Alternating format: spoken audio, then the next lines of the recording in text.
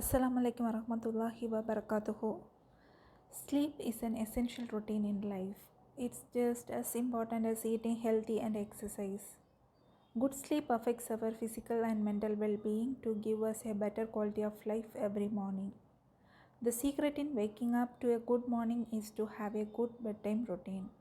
We need to follow the manners of the beloved Prophet ﷺ before going to sleep to get a quality sleep. So this video will give an outline of some of the traditions or sunnah of the Prophet ﷺ before going to bed. And the first sunnah is taking ablution.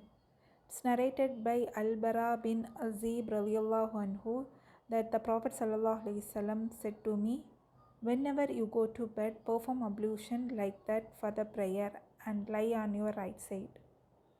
And the second sunnah is reciting Surah Ikhlas, Falak and An-Nas before bed. The Prophet ﷺ used to seek refuge from shaitan at night by reciting Surah Falak and Surah Nas as well as reading Surah Ikhlas.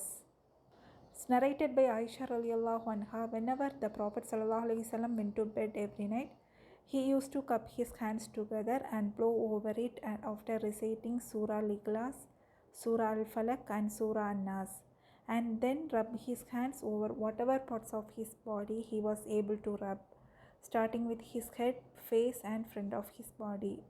He used to do that 3 times.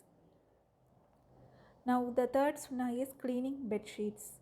It's narrated by Abu Hurairah radiallahu anhu that the Prophet ﷺ said, "When any one of you go to bed, he should shake out of his bed with the inside of his waist sheet, for he does not know what has come onto it after him."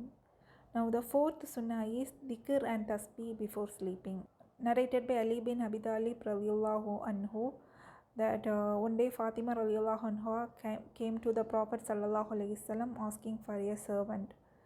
And Rasulullah ﷺ said, "May I inform you of something better than that?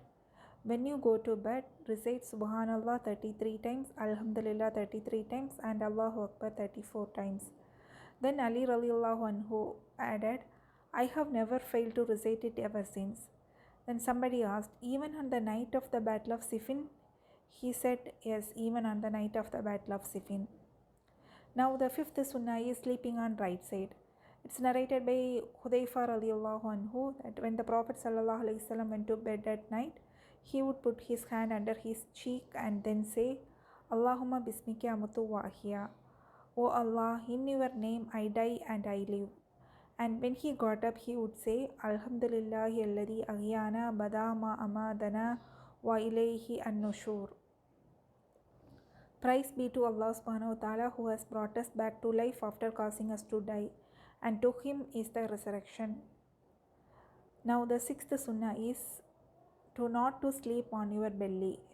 It was narrated that Abu Dharr radiallahu anhu said, "The Prophet ﷺ passed by me and I was lying on my stomach.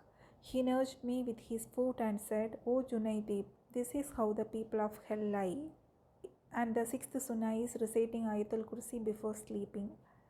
It's narrated by Abu Hurairah radiallahu anhu that one day Prophet ﷺ asked me, "What did your prisoner do yesterday?" Then I replied, "He claimed that he would teach me some words by which Allah subhanahu wa ta'ala will benefit me. So I let him go."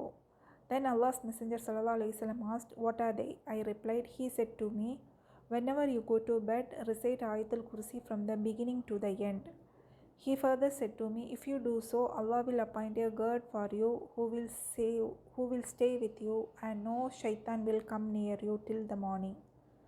And the Prophet ﷺ said, "He really spoke the truth, although he is an absolute liar. Do you know whom you were talking to these 3 nights?" Then Abu Hurairah radiallahu anhu said, "No." Then Rasulullah ﷺ replied, "It was shaitan." Now the last sunnah is reading last 2 verses of Surah Baqarah at night. It's narrated by Abu Masud radiallahu anhu that the Prophet ﷺ said, "If somebody recited the last 2 verses of Surah Al-Baqarah at night, that will be sufficient for him." So let's try to follow all the sunnah of our beloved Prophet ﷺ, and may Allah subhanahu wa ta'ala grant us its benefits in this world and the hereafter. Ameen.